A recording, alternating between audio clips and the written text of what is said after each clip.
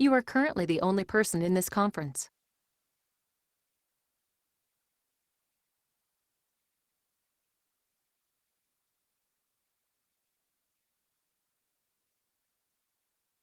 Good morning, class.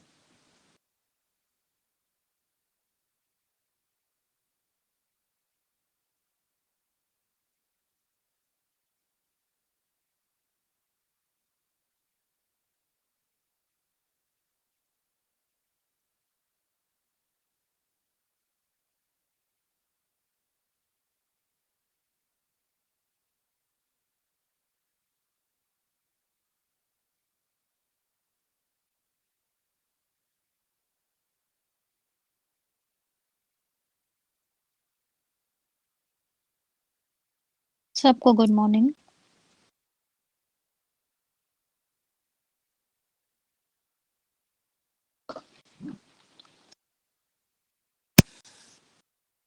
हम लोगों ने लास्ट क्लास में जो टैक्सेशन वाला क्वेश्चन डिस्कस किया था, वो सबको क्लियर हो गया था क्योंकि थोड़ा सा कंप्लीट बस एकदम लास्ट मोमेंट पे ही हुआ था। जो हम लोगों ने जनरल वाला जो क्वेश्चन डिस्कस कर रहे थे, उसमें किसी को कोई डाउट, जिसमें हम लोगों को टैक्स रेवेन्यू मैक्सिमाइज करना था, टैक्स रेट निकालना था जो टैक्स रेवेन्यू मैक्सिमाइज कर रहा था। वो एक उस टाइप का एक ही क्वेश्चन एक बार आया है अनसॉल्व में। यूजुअली तो आप लोगों को न्यूमेरिकल वाला ही आता है, बट ये बस आपको एक चीज देखिए, आप लोग जब भी कोई क्वेश्चन सॉल्व कर रहे हैं, हम जरूरी नहीं है कि हमने जिस तरह के कराए हैं सिर्फ उसी तरीके के आए, और भी तरीके के आ सकते हैं। तो आप लोग अपने थॉट से सोचिएगा कि आपको क्या करना है उस क्वेश्चन में। जब भी आपको किसी क्वेश्चन में किसी चीज की मैक्सिमम या मिनिमम वैल्यू निकालने को कहेगा, मैक्सिमाइज या मिनिमाइज करने को कहेगा, तो ये ध्यान रखिएगा कि आप जब किसी फंक्शन को मैक्सिमाइज या मिनिमाइज कर रहे हैं, तो आपको लगाना है फर्स्ट और सेकेंड ऑर्डर कंडीशन। लेकिन किस पे लगाना है, क्वेश्चन में जरूरी नहीं है वो फंक्शन दिया हो। तो ये याद रखना है कि हमेशा जिस फंक्शन को मैक्सिमाइज या मिनिमाइज करना है, आपके पास वो फंक्शन होना चाहिए। और अगर वो फंक्शन नहीं है तो वो फंक्शन आप कैसे बना सकते हैं, इसके बारे में आपको सोचना पड़ेगा। ये एक थॉट आप लोग के दिमाग में होगा तो चाहे जैसे भी क्वेश्चंस आए, आप लोग कर लेंगे उसके अकॉर्डिंग। वॉइस स्लो है मेरा? सबको स्लो आ रही है या सिर्फ अमित को स्लो आ रही है?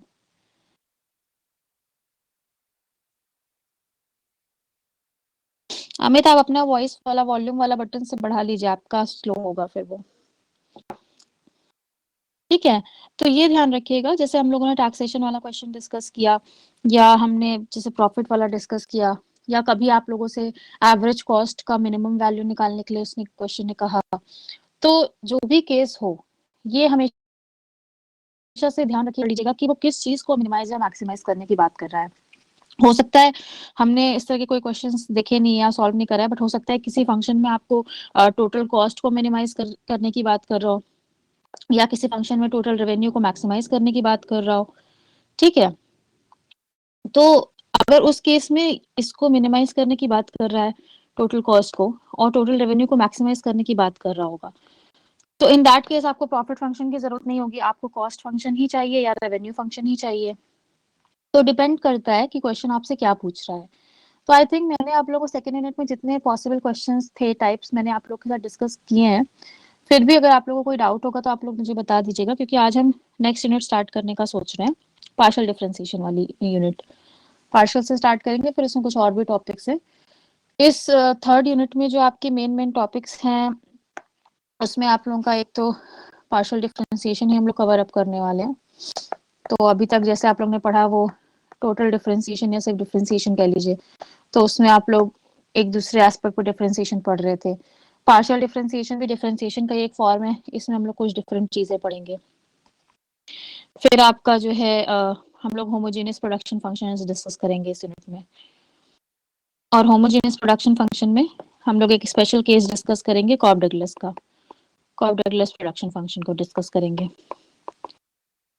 और इसमें आप लोगों का एक ऑप्टिमाइजेशन वाले क्वेश्चंस आते हैं, वो डिस्कस करेंगे। लैग्रेंज मल्टीप्लायर हम लोग उसमें पढ़ेंगे। Shobha Sonkar, for maximising the total tax में सेकेंड ऑर्डर फाइंड करने की क्या जरूरत है? क्वेश्चन है आपसे, आप अपना क्वेश्चन आपने जहाँ पे नोट किया होगा वहां पे जाके चेक करिए। मैंने जो क्वेश्चन में लिखवाया था आप लोगों को, क्वेश्चन आपसे ये पूछ रहा था कि किस आउटपुट पे आपका टोटल टैक्स रेवेन्यू मैक्सिमम होगा, and also find the maximising tax rate.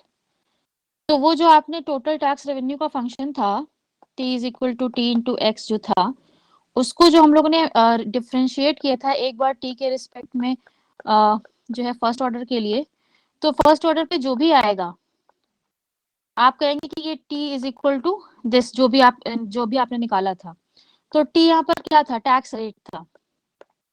तो जब तक आप सेकेंड ऑर्डर नहीं करेंगे, d2t बाय dt2 नहीं करेंगे, और जब तक ये नेगेटिव नहीं आएगा, तब तक आप ये कैसे बताएंगे कि जो आपने टैक्स रेट निकाला फर्स्ट ऑर्डर से वो मैक्सिमम टैक्स रेट है जो आप सेट कर सकते हैं बीइंग अ गवर्नमेंट। तो फर्स्ट और सेकंड ऑर्डर कंडीशन की जो अहमियत है वो आप लोग उस तरीके से समझिए। हम लोग मैक्सिमम या मिनिमम की बात कर रहे हैं। क्वेश्चन हमसे पूछ रहा था कि गिवन द टैक्स रेवेन्यू, आपके पास टैक्स रेवेन्यू है, आउटपुट है, अब आप बताइए कि मैक्सिमाइजिंग टैक्स रेट क्या हो सकता है।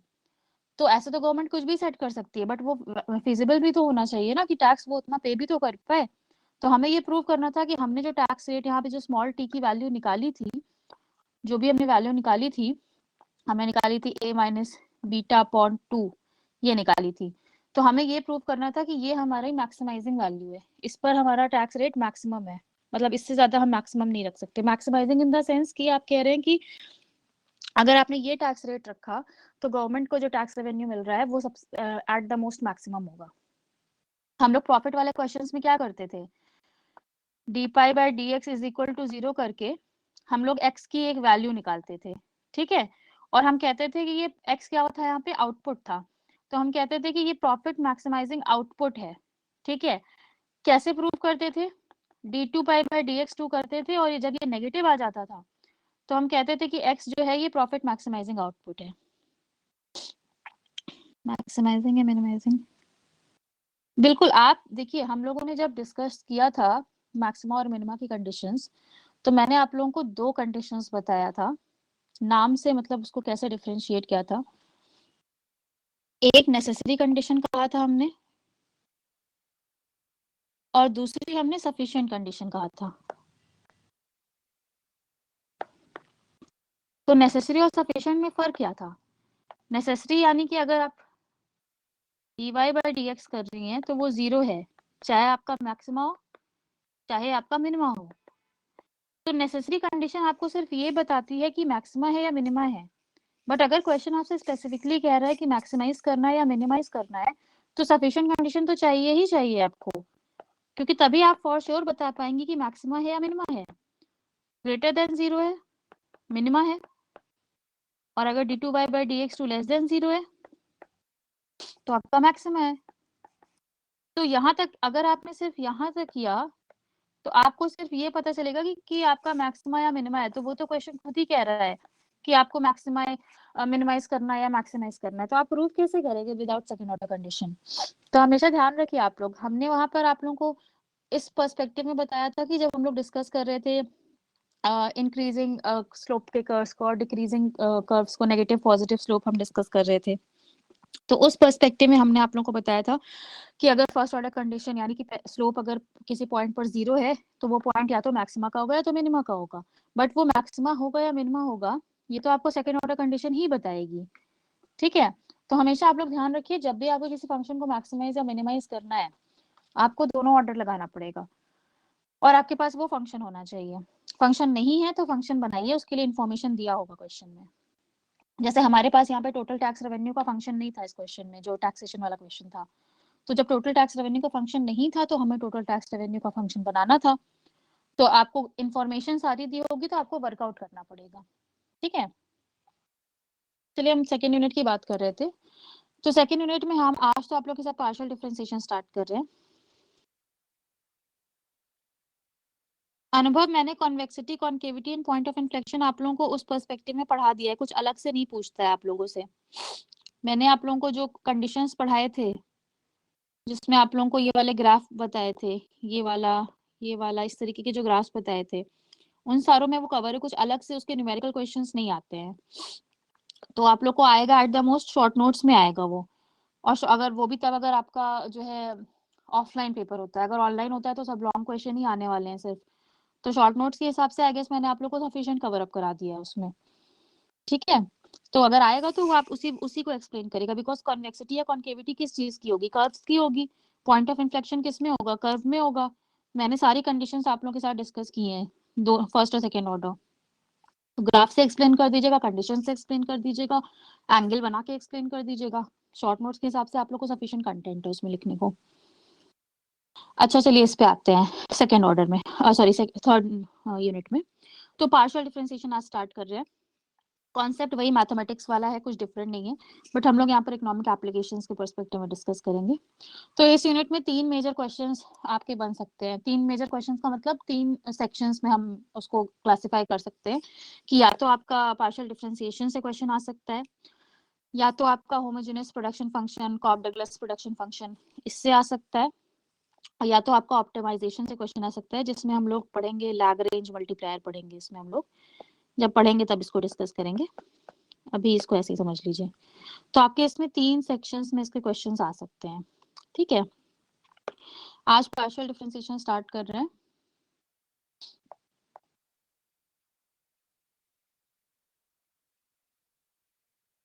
आंशिक अवकलन, ठीक है।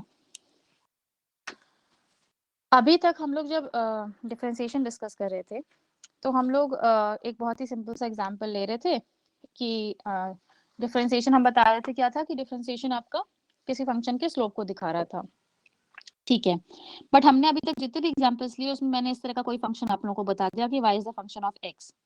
चलिए आप कोई भी टर्मिनोलॉजी ले लीजिए, y की जगह z ले लीजिए, कुछ भी ले लीजिए, x की जगह कुछ और ले लीजिए, बट जो हम लोगों ने डिस्कस किया था, जिसको हम डिफरेंशिएशन के नाम से डिस्कस कर रहे थे,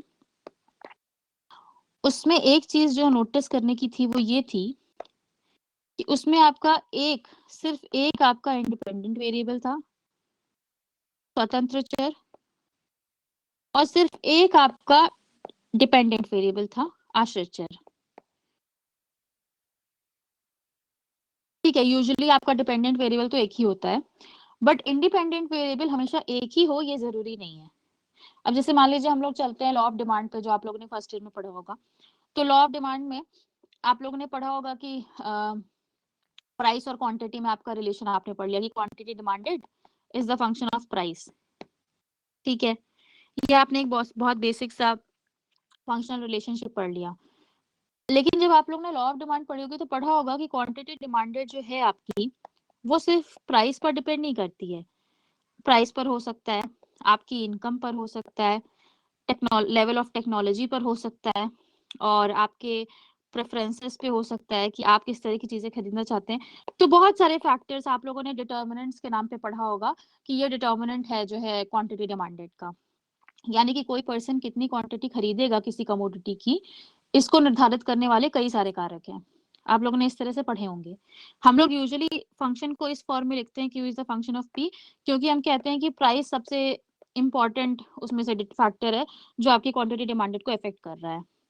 लेकिन एक्चुअली में अगर हम बात करते हैं तो प्राइस के अलावा बहुत तरह के फैक्टर्स होते हैं जो आपकी क्यू को इम्पैक्ट कर सकते हैं। तो आपने ये जो राइट साइड पे जितने भी फैक्टर्स ले रखे हैं, एक्चुअली में ये क्या है, ये आपके वेरिएबल्स हैं।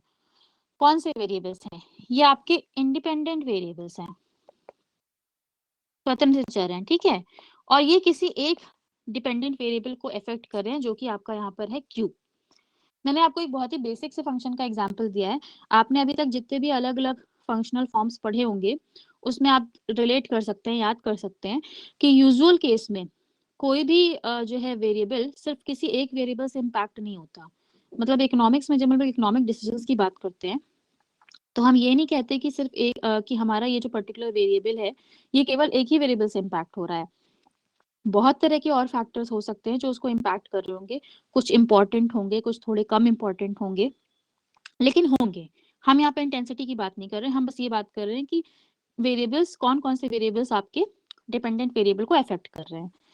तो जब तक आप डिफरेंशिएशन की बात करते हैं, सिर्फ डिफरेंशिएशन की, प्योरली डिफरेंशिएशन की बात कर रहे थे जब तक हम लोग, तो हम ये अज्यूम करते हैं कि हम सिर्फ एक इंडिपेंडेंट और एक डिपेंडेंट वेरिएबल की बात करते हैं। बट जब यूजुअल केस में ऐसा नहीं होता और एक्चुअल रियल लाइफ वर्ल्ड में जब लोग आते हैं तो एक वेरिएबल को कई सारे वेरिएबल्स इम्पैक्ट करते हैं। तो यूजुअल केस में ये जो आपका y is the function of x वाला फंक्शन है, ये एक्चुअली में हमें मिलता नहीं है। यूजुअली जो हमें फंक्शंस मिलते हैं उसमें आपके कई सारे डिपेंडेंट वेरिएबल्स हो सकते हैं, सॉरी इंडिपेंडेंट, मान लीजिए आर, जेड, एक्स, टी, कुछ भी लिख देते हैं, ठीक है, बस फॉर सिंप्लिसिटी। तो जब आपको जो आपका डिपेंडेंट वेरिएबल है, जब उसको एक से ज्यादा इंडिपेंडेंट वेरिएबल इफेक्ट करते हैं, या फिर हम ये कह दें कि जो हमारे पास फंक्शन या इक्वेशन दिए हुए हैं उसमें राइट साइड पे आपके पास एक से ज्यादा इंडिपेंडेंट वेरिएबल हो जाते हैं, तब आप डिफरेंशिएशन का टूल नहीं अप्लाई करते, तब आप पार्शियल डिफरेंशिएशन का टूल अप्लाई करते हैं। बेसिक तरीका वही है, ये भी स्लोप ही बता रहा होगा, रेट ऑफ चेंज ही बता रहा होगा, लेकिन यहाँ ये किसके लिए है, जब more than one independent variable होते हैं, जो कि एक्चुअली में इसी तरह के फंक्शंस आपको ज्यादातर मिलते हैं। तो जब भी किसी फंक्शनल फॉर्म में एक से ज्यादा इंडिपेंडेंट वेरिएबल होंगे तो आप डिफरेंशिएशन नहीं अप्लाई करके पार्शियल डिफरेंशिएशन अप्लाई करते हैं, ठीक है। तो अगर जैसे मान लीजिए हम लोग जब ये लिख रहे थे कि y is the function of x, तो हम इसके लिए डिफरेंशिएशन लिख रहे थे dy by dx। सपोज कर लेते हैं फॉर द टाइम बिंग कि हमारे पास एक फंक्शन है जिसमें दो इंडिपेंडेंट वेरिएबल्स हैं। तो मान लीजिए फंक्शन है आपका z is the function of x and y। तो इस केस में आप जब इसको डिफरेंशिएट करेंगे तो आप पार्शियल डिफरेंशिएशन अप्लाई करेंगे, क्योंकि यहाँ पर आपके दो इंडिपेंडेंट वेरिएबल्स हैं। तो पार्शियल डिफरेंशिएशन में सबसे पहली बात, हम d की जगह डेल लिखते हैं, ठीक है। और आपका यहाँ पर दो वेरिएबल्स हैं, तो जब भी आप किसी फंक्शन को पार्शियली डिफरेंशिएट करते हैं, इसका मतलब होता है कि आप उस फंक्शन को जितने भी उसमें इंडिपेंडेंट वेरिएबल्स हैं उनके रिस्पेक्ट में बारी बारी डिफरेंशिएट करेंगे। यानी कि इस फंक्शन में आपके दो इंडिपेंडेंट वेरिएबल्स हैं x और y। तो आप एक बार इस फंक्शन को x के लिए करेंगे del z by del x। अब हम d नहीं लिख रहे हैं, डेल लिख रहे हैं, ठीक है। पार्शियल डिफरेंशिएशन में हम लोग d नहीं यूज करते, डेल यूज करते हैं। तो आपने एक बार इस फंक्शन को x के रिस्पेक्ट में किया और एक बार आपने इस फंक्शन को y के रिस्पेक्ट में किया।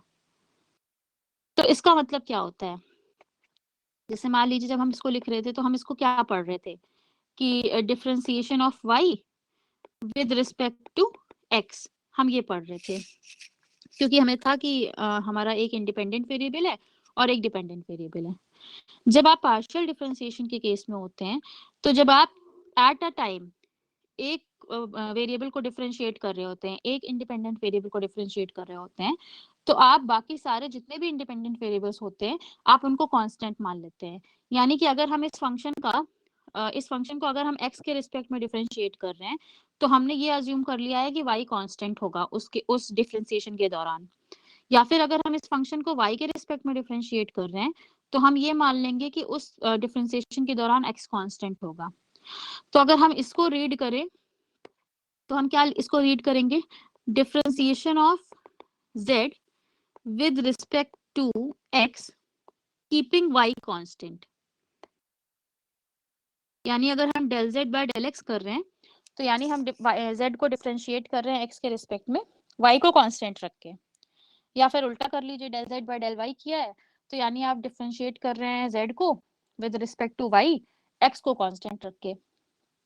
तो यहाँ पे तो सिर्फ दो ही इंडिपेंडेंट वेरिएबल्स हैं, अगर दो से ज्यादा होंगे तो भी जितने भी होंगे, मान लीजिए हम ऊपर वाले फंक्शन की बात कर लें, तो अगर हमने इसमें del y by del r किया तो उसमें हम इसका मतलब है कि हम y को डिफरेंशिएट करें r के रिस्पेक्ट में keeping z x and t constant, ठीक है। तो किसी भी इक्वेशन में जब आपको एक से ज्यादा इंडिपेंडेंट वेरिएबल्स दिए हुए हैं, तो आप at a point of time सिर्फ एक इंडिपेंडेंट वेरिएबल के रिस्पेक्ट में डिफरेंशिएट करते हैं और बाकी सबको कांस्टेंट अज्यूम कर लेते हैं, ठीक है। ये एक बात हो गई। सेकेंड चीज ये है कि जब आप y is a function of x कर रहे थे और हमने कहा कि मान लीजिए इसके लिए फर्स्ट ऑर्डर डिफरेंशिएशन करिए, तो आपने dy बाय dx लिख दिया। बट अगर यही सेम काम हम आपसे कह दें कि z is the function of x y के लिए करिए, तो इसके लिए हमने कहा कि आप फर्स्ट ऑर्डर डिफरेंशिएशन करिए इसका। तो इसका मतलब है कि जितने इंडिपेंडेंट वेरिएबल्स होंगे उसके उतने फर्स्ट ऑर्डर डिफरेंशियल्स होंगे, यानी कि del z by del x and del z by del y। तो ये डिफरेंस होता है जब आप डिफरेंशिएशन और पार्शियल डिफरेंशिएशन की बात कर रहे होते हैं। डिफरेंशिएशन में क्योंकि सिर्फ एक इंडिपेंडेंट वेरिएबल था, तो वहां पर आपका सिर्फ एक फर्स्ट ऑर्डर डिफरेंशिएशन था। पार्शियल डिफरेंशिएशन में जितने आपके इंडिपेंडेंट वेरिएबल्स होंगे उतने आपके फर्स्ट ऑर्डर पार्शियल डेरिवेटिव्स होंगे। ठीक है, तो यहाँ पर आपका ये डिफरेंशिएशन का केस था, तो आपका सिर्फ एक डिफरेंशिएशन का केस था। हम लोग इसको शॉर्ट फॉर्म में क्या लिख रहे थे, एफ डैश। एक डैश का मतलब फर्स्ट ऑर्डर, अगर हम यहाँ पे सेकेंड डैश लगा दें तो इसका मतलब second order, and so on. जब हम पार्शियल की बात कर रहे हैं तो हम फर्स्ट ऑर्डर में एफ डैश नहीं लगा सकते, क्योंकि हमें एफ डैश का मतलब कैसे पता चलेगा कि हमने एक्स के रिस्पेक्ट में किया कि हमने वाई के रिस्पेक्ट में किया। तो हम पार्शियल में क्या लिखते हैं, लाइक ये ऐसे एफ एक्स, अगर हमने एक्स के रिस्पेक्ट में किया, वाई के रिस्पेक्ट में किया तो एफ वाई। अगर हमने इसका सेकेंड ऑर्डर कर दिया तो हम लिखेंगे एफ एक्स एक्स।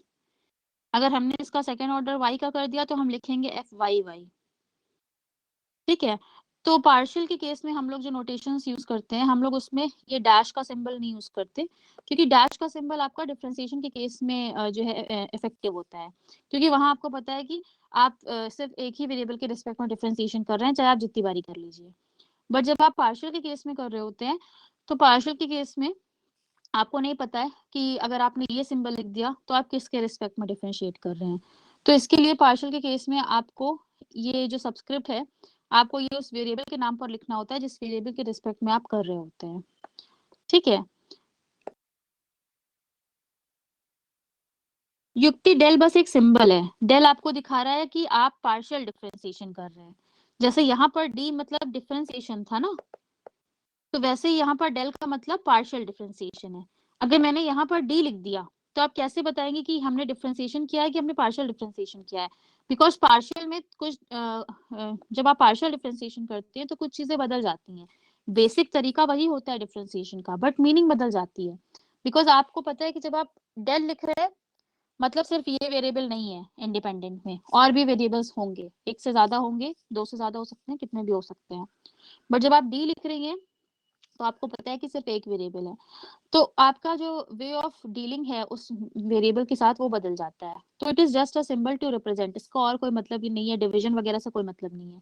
यहाँ पे डी का मतलब डिफरेंशिएशन से था, यहाँ डेल जो है आपका सिंबल है वो पार्शियल डिफरेंशिएशन को रिफ्लेक्ट कर रहा है।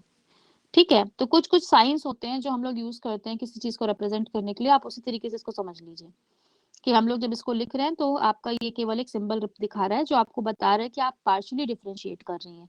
अगर हमने यहाँ पर मान लीजिए dz बाय du dy कर दिया तो इसका मतलब आप समझेंगे कि केवल y था इंडिपेंडेंट वेरिएबल, बट एक्चुअली में तो x भी था। तो आप कैसे, अगर आपके पास फंक्शनल फॉर्म नहीं है, आप सिर्फ इसको देख रही हैं, तो आपको कैसे पता चलेगा कि कोई और वेरिएबल भी है। तो इसके लिए आप लोग पार्शियल में हम लोग डेल यूज करते हैं। ठीक है, तो आते हैं इस पर थोड़ा सा सेकेंड ऑर्डर वाली बात कर रहे थे। तो हम लोग जब इसका सेकेंड ऑर्डर करते हैं तो आपने कर दिया d2y बाय dx2, जो हम लोग डिफरेंशिएशन में कर रहे थे। जब हम लोग इसमें सेकंड ऑर्डर करते हैं तो अगर आपने सेकंड ऑर्डर ये लिखा है एफ एक्स एक्स, इसका मतलब है del two Z by del X two. अगर आपने एफ वाई वाई लिखा है इसका मतलब del two Z by del Y two. लेकिन जब आप पार्शियली डिफरेंशिएट कर रहे होते हैं तो सेकंड ऑर्डर सिर्फ इस तरीके से नहीं होते। इस तरीके से नहीं होते का मतलब क्या है, हमने तो यहाँ पे मान लीजिए सिर्फ दो इंडिपेंडेंट वेरिएबल्स लिए हैं, दो से ज्यादा भी हो सकते हैं। तो जितने इंडिपेंडेंट वेरिएबल्स होंगे, मान लीजिए 3 हैं, 4 हैं, 5 हैं, जितने भी हैं, तो उनके जितने भी पॉसिबल कॉम्बिनेशंस बन सकते हैं उतने आपके सेकंड ऑर्डर पार्शियल डेरिवेटिव्स होंगे। अब कॉम्बिनेशन का क्या मतलब है, कॉम्बिनेशन का मतलब ये है कि अब ये फंक्शन जो है, अब क्योंकि आपको जो फंक्शनल फॉर्म है उसमें एक से ज्यादा इंडिपेंडेंट वेरिएबल है, तो हो सकता है आपने पहले उस फंक्शन को एक्स के रिस्पेक्ट में डिफरेंशिएट किया, बट हो सकता है सेकेंड टाइम आपने जो भी आया उस फंक्शन में आपने उसको एक्स के रिस्पेक्ट में नहीं करके वाई के रिस्पेक्ट में कर दिया, या आपने y के रिस्पेक्ट में जिसको डिफरेंशिएट किया था तो जो भी आपका डेरिवेटिव आया आपने उसको x के रिस्पेक्ट में कर दिया। तो जो भी आपके कॉम्बिनेशन बन सकते हैं, मतलब पहले x के रिस्पेक्ट में किया फिर x के रिस्पेक्ट में किया, या पहले x के रिस्पेक्ट में किया फिर y के रिस्पेक्ट में किया, या पहले y के रिस्पेक्ट में किया फिर y के रिस्पेक्ट में किया, या पहले y के रिस्पेक्ट में किया और फिर x के रिस्पेक्ट में किया। चार कॉम्बिनेशन बन सकते हैं यहाँ पे। तो अगर चार कॉम्बिनेशन बन सकते हैं तो यानी आपके सेकंड ऑर्डर के चार पार्शियल डेरिवेटिव्स होंगे। अगर हम यहाँ पर एक और वेरिएबल ऐड कर लेते तो शायद 6 या 9 कॉम्बिनेशन बन सकते थे, तो उस केस में आपके पार्शियल डेरिवेटिव्स उतने हो जाते। तो कॉम्बिनेशन की बात हम कर रहे हैं। तो अगर आपने x का x में किया तब आप fxx लिख रहे हैं, या अगर आपने y का डिफरेंशिएशन किया फिर उसका फिर से y के रिस्पेक्ट में किया तो fyy लिख रहे हैं।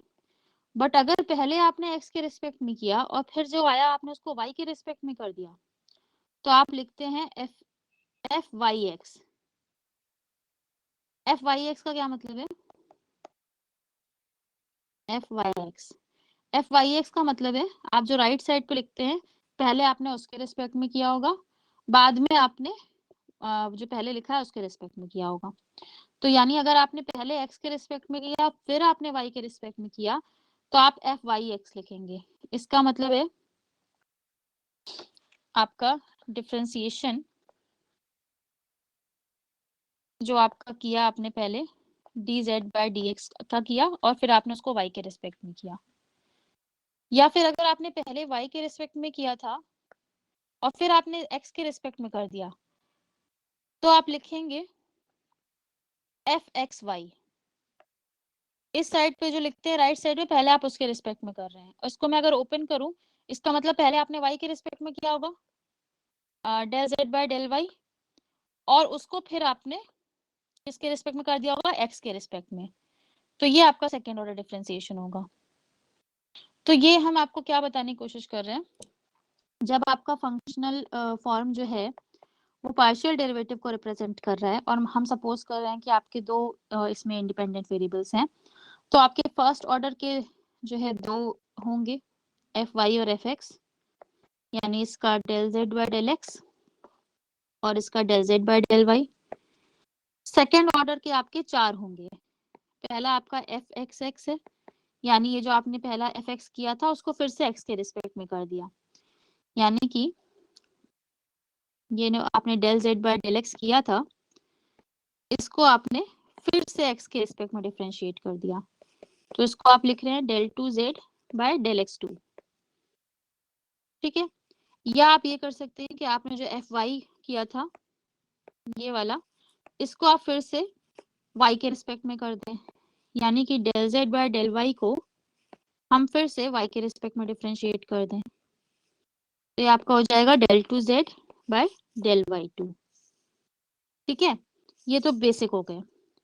इसके अलावा आप क्या कर सकते हैं, आप ये कर सकते हैं कि पहले आपने x के रिस्पेक्ट में किया और फिर आप उसको y के रिस्पेक्ट में कर दें। तो अगर आपने पहले x के रिस्पेक्ट में किया और फिर आप उसको y के रिस्पेक्ट में करेंगे तो आप लिखेंगे fyx का मतलब है पहले आपने x के रिस्पेक्ट में किया होगा फिर आप y के रिस्पेक्ट में करेंगे, यानी आपने पहले जब x के रिस्पेक्ट में किया तो आपने क्या किया del z by del x, तो del z by del x करेंगे और जो आएगा फिर हम उसको y के लिए डिफरेंशिएट कर देंगे, तो इसको हम लोग लिखते हैं del 2z del y del x। या फिर ये हो सकता है कि पहले हम y के रिस्पेक्ट में कर रहे हैं और फिर जो आए हम उसको x के रिस्पेक्ट में कर दें, तो उस केस में ये आपका हो जाएगा fxy। यहाँ पे y राइट में मतलब हमने पहले y के रिस्पेक्ट में किया होगा, तो y के रिस्पेक्ट में हमने क्या किया था del z by del y, तो जो del z by del y आया था उसको अब हम फिर से डिफरेंशिएट करेंगे बट इस बार x के रिस्पेक्ट में, तो ये आपका हो जाएगा del 2z by del x del y। ठीक है, ये मैंने आप लोगों को एक बेसिक सा समझाया है जिसमें कि आपका टू इंडिपेंडेंट वेरिएबल्स हैं, तो जब इससे ज्यादा यूजुअली आपसे पार्शियल में पूछता नहीं है, बट ये है कि अगर एक दो से ज्यादा आपके इंडिपेंडेंट वेरिएबल्स होंगे तो जितने आपके पॉसिबल कॉम्बिनेशंस बन पाएंगे उतने आपके जो है आपके सेकंड ऑर्डर डेरिवेटिव्स हो जाएंगे।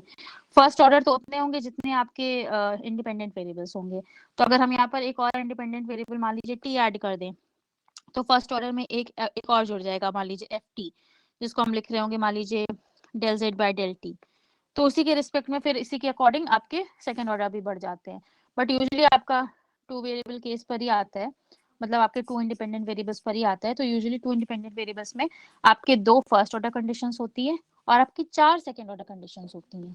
ठीक है, तो इसमें भी जो चार आपके सेकंड ऑर्डर हमने आपके निकाले हैं डेरिवेटिव्स, उसमें जो ये पहले दोनों हैं इनको हम लोग कहते हैं pure second order partial derivatives.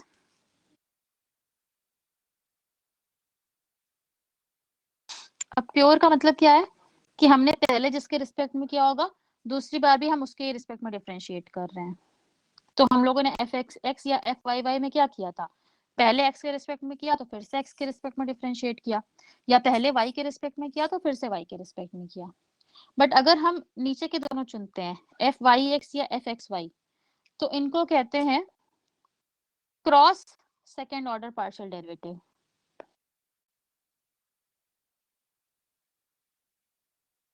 Cross का मतलब यहाँ पे क्या है कि आपने पहले जिसके रिस्पेक्ट में किया होगा दूसरी बार आप उसके रिस्पेक्ट में नहीं करेंगे, दूसरी बार आप जो दूसरा वेरिएबल होगा या जो कोई और वेरिएबल होगा आप उसके रिस्पेक्ट में करेंगे। तो एफ वाई एक्स का मतलब क्या था, आपने पहले एक्स के रिस्पेक्ट में किया फिर वाई के रिस्पेक्ट में किया, तो ये क्रॉस हो गया। या एफ एक्स वाई का क्या मतलब है, आपने पहले वाई के रिस्पेक्ट में किया एंड देन आपने एक्स के रिस्पेक्ट में किया, तो ये आपका क्रॉस डेरिवेटिव हो गया। तो cross second order partial derivatives हो या pure second order partial derivatives हो, आपका हमेशा ये क्रॉस है, this is not gross. See cross का मतलब क्या है कि आप क्रॉस कर रहे हैं वेरिएबल्स को, आप पहले जिसके रिस्पेक्ट में करेंगे आप सेकंड में आप दूसरे के रिस्पेक्ट में करेंगे, जो भी आपका डेरिवेटिव आएगा आप दूसरे वाले के रिस्पेक्ट में करेंगे। ठीक है, तो पार्शियल डिफरेंशिएशन में अगर आपका टू इंडिपेंडेंट वेरिएबल्स का केस है तो आप ये समझिए कि आपके दो आपके फर्स्ट ऑर्डर है और चार आपके सेकेंड ऑर्डर के पार्शियल डिफरेंशिएशन होंगे। ठीक है, अब आते हैं कि जब आपको इस तरीके के फंक्शंस दिए होंगे तो वो कैसे दिए होंगे। मान लीजिए अभी तक हम लोग जैसे एक वेरिएबल में डील कर रहे थे, ठीक है, तो मैंने जैसे आप लोगों को टोटल कॉस्ट का फंक्शन दिया था, मान लीजिए 3x cube plus 4x square plus 7x plus 2, ये आपका मान लीजिए टोटल कॉस्ट का फंक्शन था। तो इसमें आप लोग जो एक चीज कॉमन देख पा रहे थे वो क्या थी कि ये जो कॉस्ट का फंक्शन है ये एक्चुअली फंक्शन है किसका, एक्स का। टीसी जो है आपका, टीसी का जो फंक्शन है वो एक्स का है, क्योंकि थ्रू आउट आपको एक्स के अलग अलग फॉर्म्स दिए हैं, क्यूबिक फॉर्म, क्वाड्रेटिक फॉर्म, ठीक है, बट एक्चुअली में सब पूरे उसमें सिर्फ एक्स ही था। लेकिन जब आपको इस तरह के फंक्शंस दिए हो जो कि आपका एक से ज्यादा इंडिपेंडेंट वेरिएबल्स के साथ डील कर रहा हो, तो आपको एक से ज्यादा वेरिएबल देखने को मिलेंगे। अभी मान लीजिए आपका है कि जो हम लोग फंक्शन ले रहे हैं z is a function of x and y, ठीक है, और मैंने इसके लिए एक इक्वेशन लिख दिया, तो हमने लिख दिया z इज इक्वल टू 5x माइनस 6y प्लस 8। तो अब ये जो फंक्शनल फॉर्म है ये वाला हो गया, जिसमें आपके राइट साइड पर x वेरिएबल भी आ रहा है, y वेरिएबल आ रहा है, तो आपके दो इंडिपेंडेंट वेरिएबल्स आ रहे हैं। इसके लिए मैंने आपसे कहा कि दोनों फंक्शंस को पार्शियली डिफरेंशिएट करिए, तो आप एक बार करेंगे del z by del x और एक बार आप करेंगे del z by del y। ठीक है, डिफरेंशिएशन करेंगे कैसे, डिफरेंशिएशन का तरीका वही होगा जैसे हम लोग करते थे कि पावर से मल्टीप्लाई कर देंगे और पावर में से 1 माइनस कर देंगे, ठीक है। लेकिन याद करिए हमने अभी इसको रीड करना कैसे सिखाया है, जब आप del z by del x लिख रहे हैं तो आप इसको क्या पढ़ेंगे, differentiation of z with respect to x keeping y constant. मतलब कि जब आप del z by del x कर रहे हैं तो आपको सिर्फ उन टर्म से मतलब होगा जिसमें x आ रहा होगा, और अगर किसी टर्म में x नहीं आ रहा है तो आप उसको अपने एनालिसिस में कांस्टेंट की तरह ट्रीट करेंगे, और कांस्टेंट का डिफरेंशिएशन क्या हो जाता है, 0। तो अगर हम del z by del x यहाँ पे कर रहे हैं जिसको कि हम एफ एक्स कह सकते हैं, इसका मतलब ये है कि हम देखेंगे कि किस किस टर्म में x आ रहा है, हम सिर्फ उसको डिफरेंशिएट करेंगे। उसके अलावा चाहे कोई टर्म ऐसा वाला कांस्टेंट हो या किसी और वेरिएबल के साथ हो, हम उसको कांस्टेंट की तरह ही ट्रीट करेंगे। तो ऊपर वाले इस इक्वेशन में x केवल एक टर्म में आ रहा है 5x में, तो हमारे लिए बाकी का इक्वेशन कांस्टेंट की तरह हो जाएगा। तो इसका जब आप डिफरेंशिएशन लिखेंगे तो 5x का आपका 5 हो जाएगा, एंड जो 6y है वो भी आपका 0 होगा और 8 के लिए भी आपका 0 होगा, यानी कि आपको सिर्फ 5 से मतलब हो रहा है। इसी तरीके से अगर हम del z by del y निकाल रहे हैं, इसका मतलब है differentiation of z with respect to y keeping x constant.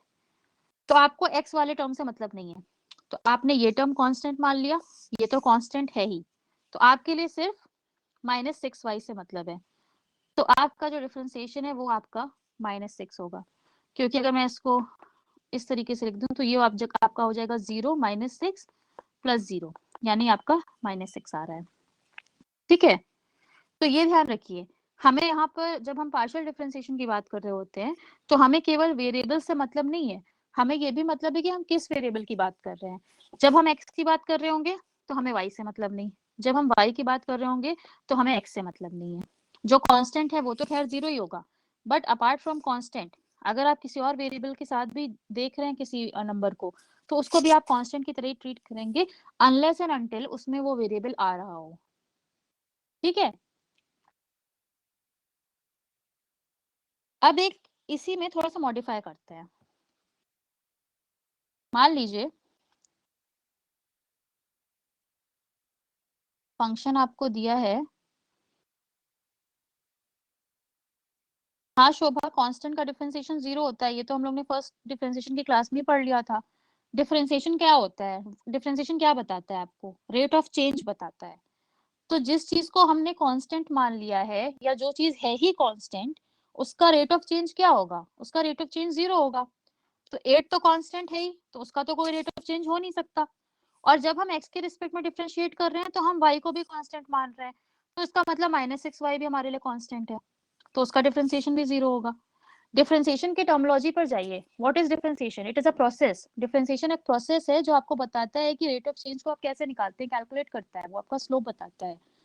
तो स्लोप क्या है? आपका रेट ऑफ चेंज है, और जिस चीज में कोई चेंज ही नहीं हो रहा, उसका रेट ऑफ चेंज आप क्या निकालेंगे? उसका रेट ऑफ चेंज 0 होगा। ठीक है। तो ये एक मैंने बहुत बेसिक सा इक्वेशन आपके साथ डिस्कस किया है, जिसका फंक्शनल फॉर्म था z is a function of X Y. ठीक है। निशु अभी इस पर आएंगे कि हम सेकंड ऑर्डर पार्शियल डिफरेंशिएशन क्यों करेंगे, हम लोग ने डिफरेंशिएशन में सेकंड ऑर्डर क्यों किया था। चलिए आप लोग ये बताइए, हम लोग ने जब डिफरेंशिएशन किया था, तो हम लोग ने सेकंड ऑर्डर क्यों किया था?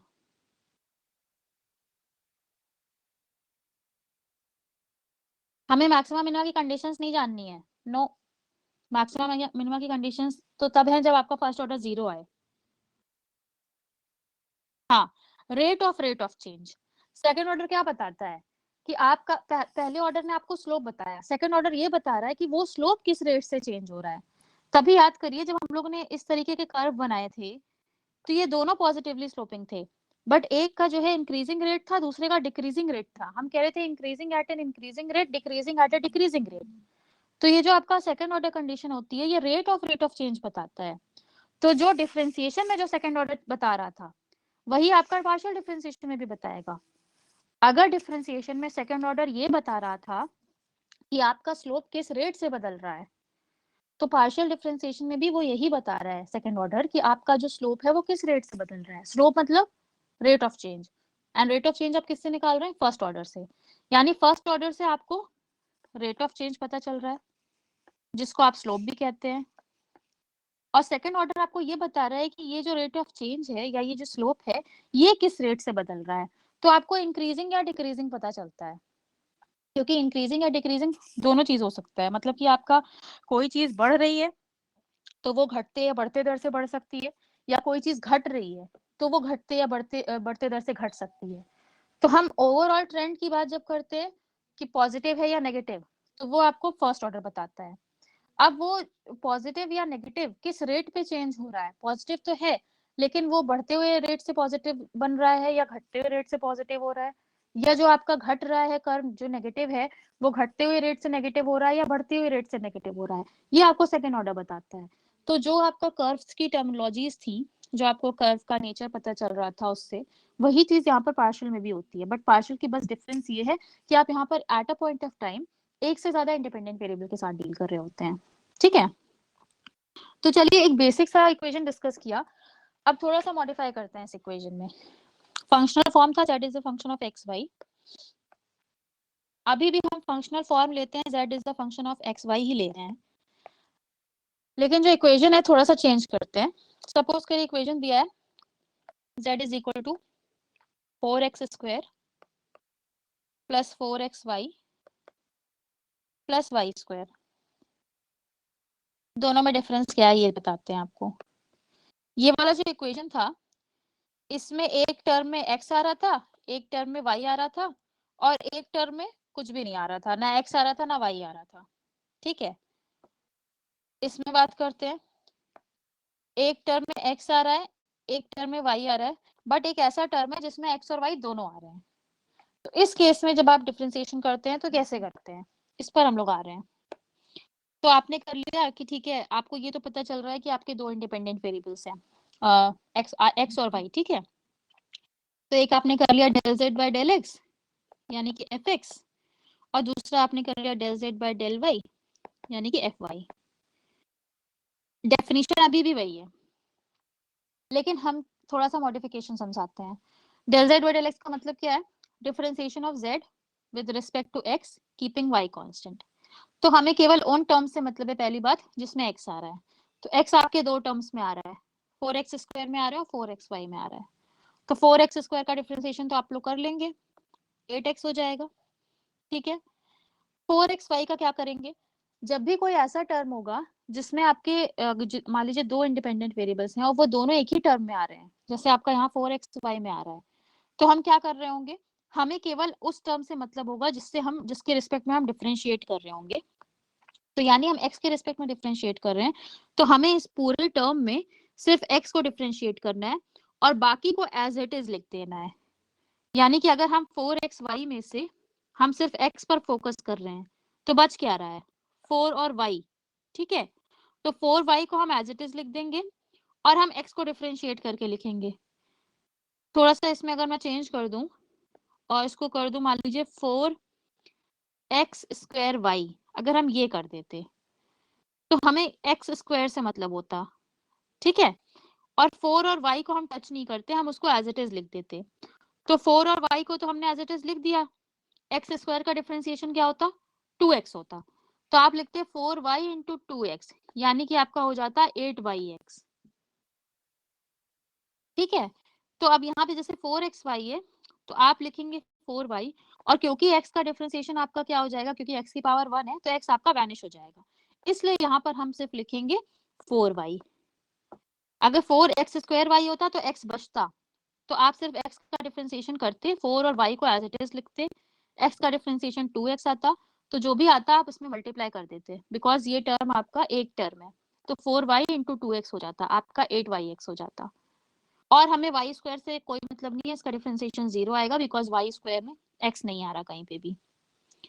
तो आपका इस केस में x के रिस्पेक्ट में जब डिफरेंशिएशन हुआ तो वो हो गया आपका 8x प्लस 4y। अब यही मान लीजिए आप y के रिस्पेक्ट में कर रहे हैं तो आपको फर्स्ट टर्म से कोई मतलब नहीं है। सेकेंड टर्म को जब आप y के रिस्पेक्ट में करेंगे तो आप 4 और x को नहीं टच करेंगे, आप केवल y को डिफरेंशिएट करेंगे। तो आपका क्या हो जाएगा, ये y का डिफरेंशिएशन आपका क्या हो जाएगा, यहाँ पे 1 हो जाएगा, तो y तो बचेगा ही नहीं। तो आपका हो जाएगा 4x और प्लस y स्क्वायर आपका क्या हो जाएगा 2y। पहला वाला टर्म तो आपका 0 हो जाएगा because that is a constant. जिनका मैथ्स नहीं था उनमें से किसी को भी नहीं समझ में आओ तो पूछ लीजिए कि मैंने क्या किया है। ये दोनों तो आपको क्लियर होंगे, बीच वाले का बोल रहे हैं। जब भी आप किसी ऐसे टर्म को डिफरेंशिएट कर रहे हो जिसमें कि आपके दोनों वेरिएबल्स आ रहे हो या 3 वेरिएबल्स आ रहे हो, जितने भी वेरिएबल्स हैं सब आ रहे हो, ठीक है। तो आप जिस वेरिएबल को डिफरेंशिएट जिसके रिस्पेक्ट में कर रहे होंगे आप सिर्फ उस पर फोकस करेंगे, बाकी जितना भी उस टर्म में है उसको एज इट इज लिख देंगे।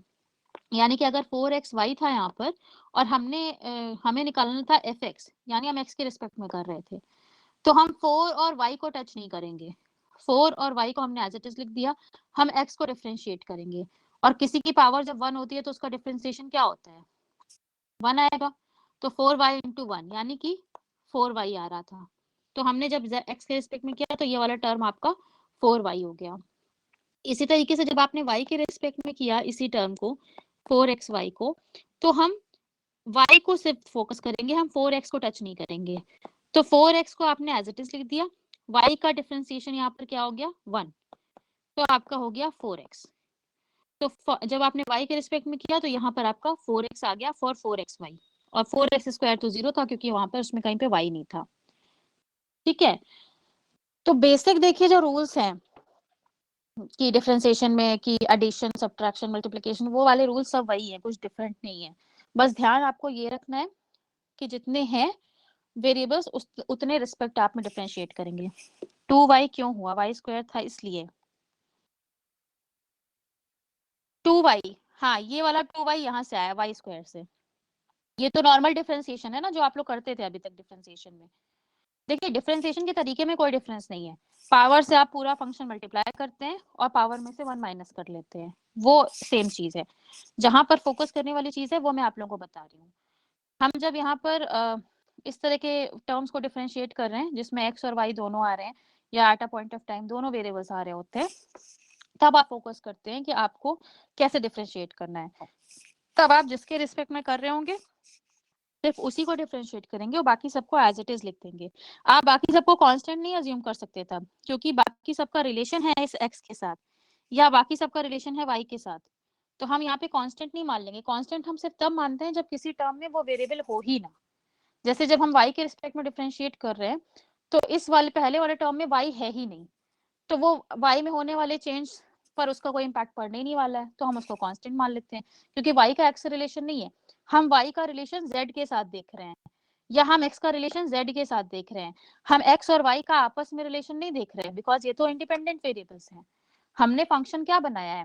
फंक्शन आपका क्या है कि z आपका एक डिपेंडेंट वेरिएबल है जो डिपेंड कर रहा है आपके दो वेरिएबल्स पर, x और y। तो हम इंडिविजुअली देखना चाहते हैं x का रिलेशन z के साथ या y का रिलेशन z के साथ। हम x और y का आपस में रिलेशन नहीं देखना चाहते हैं। ठीक है,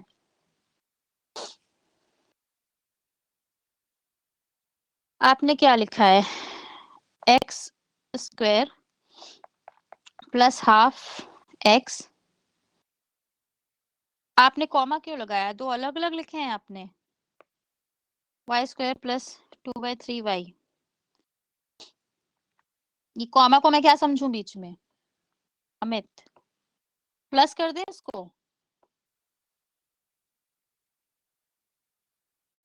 तो अगर आप इसको मान लीजिए z है ये फंक्शन, तो del z by del x करेंगे। देखिए जब भी इस तरह का दिया हो ना तो आप इसमें एक काम कर सकते हैं, इसका अभी इसको रहने देते हैं, इसका फॉर्म चेंज कर सकते हैं और आप लिख सकते हैं z is equal to X square, ठीक है, plus 2 raise to power -1x, या 0.5 लिख सकते हैं, 0.5x plus Y square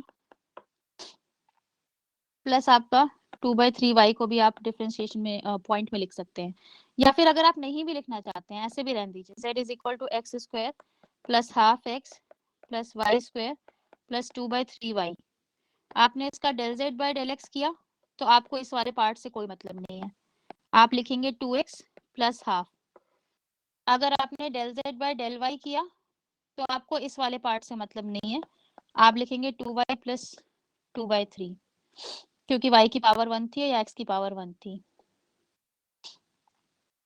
Ashutosh cross वाला हम अभी आप लोग के साथ नेक्स्ट क्लास में डिस्कस करेंगे, क्योंकि हम अभी आप लोग के साथ मैक्सिमम मिनिमम के कंडीशंस में भी इन सबको लेकर आएंगे। और मैंने क्रॉस वाला अभी तक आप लोग के साथ क्वेश्चन भी नहीं डिस्कस किया है, ठीक है। अभी हम बेसिक केवल आप लोग के साथ एक्सप्लेन कर रहे थे।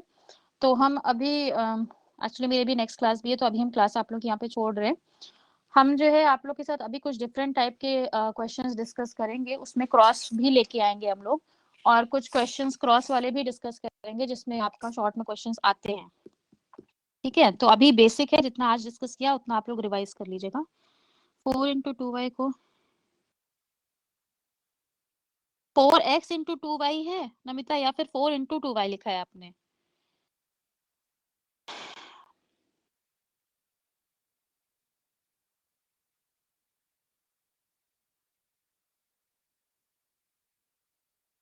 अगर देखिए 4x इंटू 2y लिखा है आपने,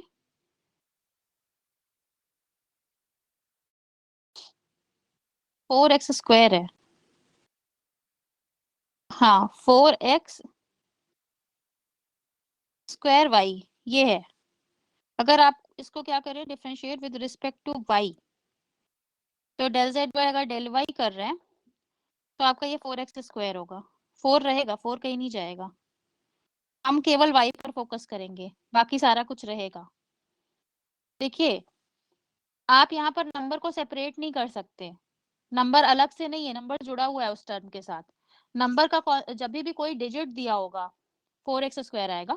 जब भी कोई डिजिट दिया होगा, जैसे हम लोगों ने ये वाला डिस्कस किया था, तो यहाँ पर 8 के साथ कुछ भी नहीं जुड़ा था, ना x ना y। तब वो आपका कांस्टेंट था। बट अगर उसके साथ कोई वेरिएबल एसोसिएटेड है, जैसे कि हमने इस वाले में देखा कि वेरिएबल आपका जुड़ा हुआ था यहाँ पे, जैसे ये बीच वाला जो टर्म था 4xy, तो आप चाहे x के रिस्पेक्ट में करें चाहे आप y के रिस्पेक्ट में करें, 4 रहेगा, बिकॉज 4 एसोसिएटेड है किसी ना किसी वेरिएबल के साथ। तो कांस्टेंट वो तब होता है जब उसके साथ कोई वेरिएबल नहीं जुड़ा होता। तो हम टर्म्स देखते हैं कितने टर्म है किसी वेरिएबल में, सॉरी किसी इक्वेशन में, और उस टर्म में जितने भी टर्म है उसमें किस किस टर्म में वेरिएबल्स आ रहे हैं। अगर हर एक टर्म में वेरिएबल आ रहा है तो फिर हमें देखना पड़ेगा कि हम किसके रिस्पेक्ट में डिफरेंशिएट कर रहे हैं। ठीक है, आज की क्लास हम यहीं पे ओवर कर रहे हैं। आप लोग थोड़ा सा अभी बहुत ही बेसिक हमने डिस्कस किया आप लोग के साथ, थोड़ा सा जाके स्टडी करिएगा पार्शियल डिफरेंशिएशन। अभी तो हम इकोनॉमिक्स पर आए भी नहीं है, मैंने प्योरली मैथमेटिकल वाला पार्ट ही डिस्कस किया है। थोड़ा सा समझिए क्या है, बेसिक प्रोसेस में कोई डिफरेंस नहीं है, जैसा डिफरेंशिएशन में होता था वैसे ही पार्शियल में भी है। कुछ कुछ चीजें जो डिफरेंस की हैं वो हम आप लोगों के साथ डिस्कस कर रहे हैं।